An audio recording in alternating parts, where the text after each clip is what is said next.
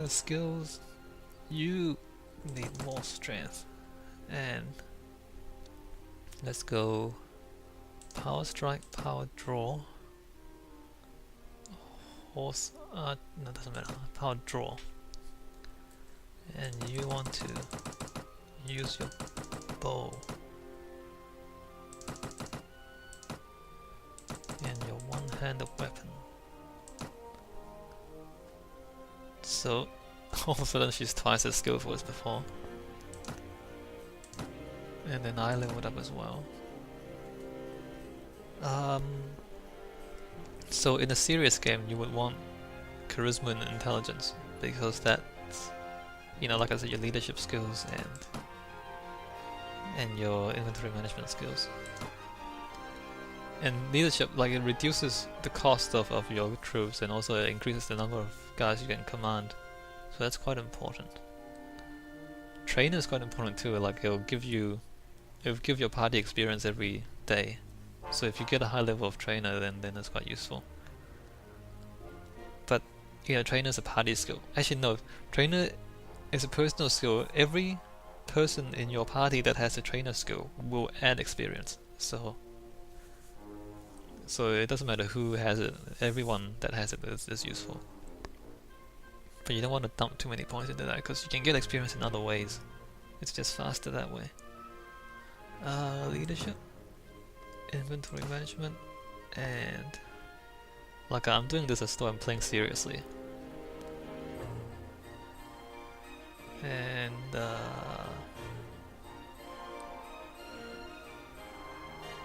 power draw and power strike.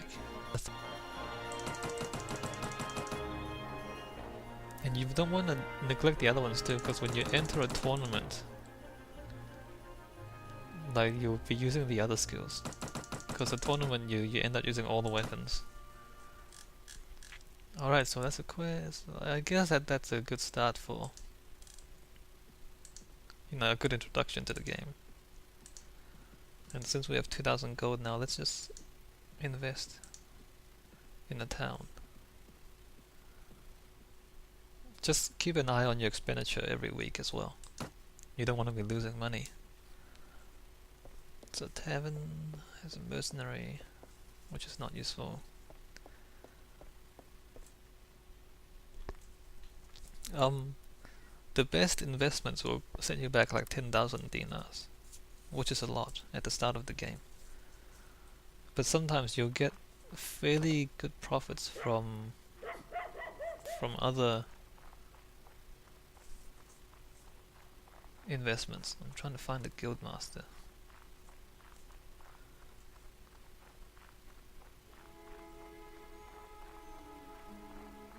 And one of the, I guess the less favorable things about this game is that you have to walk around to find the guild master. Here he is.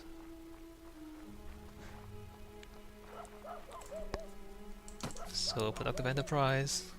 The bakery is always the cheapest, but also the least profits. 192 dinars a week. Brewery, 257. Sure. Like, what you want to do is get the Weaver and Diary, which sets it back 10,000, but it'll give you a profit of 513. Like, it's different for every city, and it changes from week to week. But this always gives you the highest profit. But I can't afford that, so I'll just buy the brewery for now. Yep.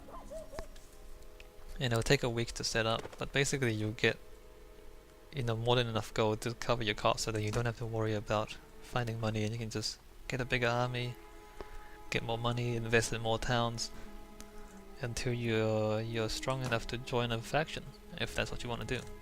You can start your own factions.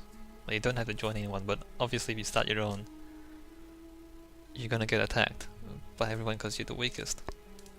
So that's the early game. Now I'm just going to load the game I'm playing now. I'm playing as a woman because I wanted to see how it's different. It is a different game, a slightly different game if you play as a woman. So I'm a woman. Let's see, notes, character, that's me. I'm the Lady of Filuka, Suno, Jakala, Praven, Axkal, Yalin, and a bunch of castles. So basically, I'm the lord of 1, 2, 3, 4, 5, 6 towns. Now if you remember, also let's see,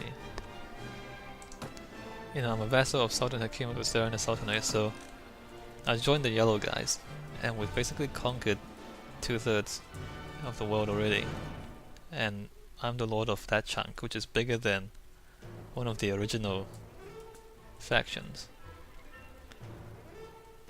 And my party is currently 143 people.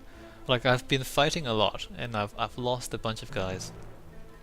So these are the top tier Serenade units, top tier mercenaries, top tier Kaji guys.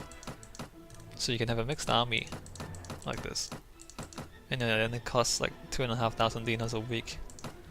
But if we go look at the report of my weekly budget, like I get money from the cities, I get money from the investment, which is like the tannery, dyeworks and all that. Under sequestration means I'm at war with that faction, and so that city is not giving me the money that I'm earning. So every week I'm getting 12,000 profit. And my renown is 1800, my honor is 43 for morale.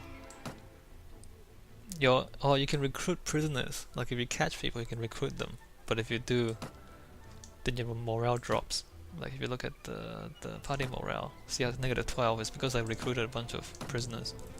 When you win battles, you gain morale. When you lose them, you lose morale. And when you lose people, you lose...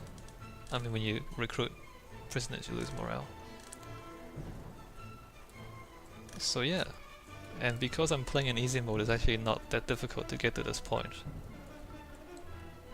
I'll show you what a battle is like at higher levels. Or at later game. Oh, my party, so I have 7 party members. And I have prisoners, including the king of the Swartians is my prisoner. So remember the King Harless we met in the other game? Yeah, I've got him. I caught him. I killed his army and I caught him.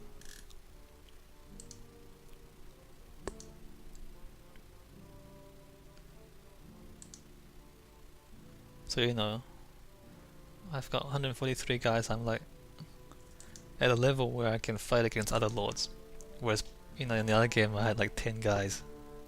Or like even less than 10 guys, but you have no chance at all against everyone else. Okay, so these guys, see how they only have 25 and 33? That's because I've beaten them before, or they've been beaten by other people before, and it takes them time to get their party back. So 5.5, 5.4, so I can't actually catch him because he's faster than me, unless he does something stupid. So yes, you see the speed is 3.3, my speed is 3.2. And he's even slower. So I don't think we'll catch him anytime soon.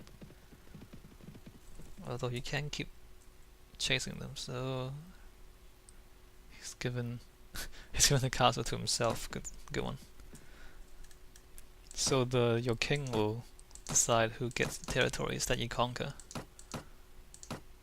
So upgrade these people.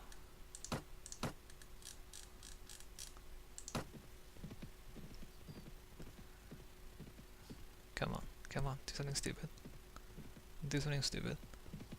Like sometimes they'll just stop, or they'll turn back, or they'll... See, like that. Alright, we meet again. Yes, we meet again. Last we met, you had the better of me, so I beat him before. Surrender or die. Ah, too bad. Too bad. So, because we're playing on easy mode, you always want to be participating. Like the half damage only applies when you're in the battle. If you send your troops to fight without you, then they'll be on equal footing and you'll lose a lot more guys.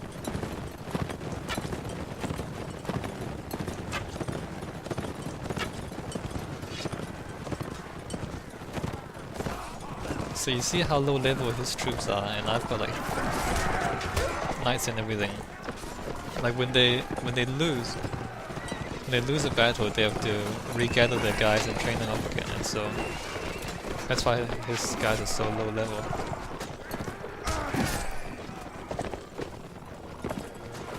So this is not a fair fight. If you haven't noticed, it's not a fair fight. All my guys are on horseback and all his guys on foot.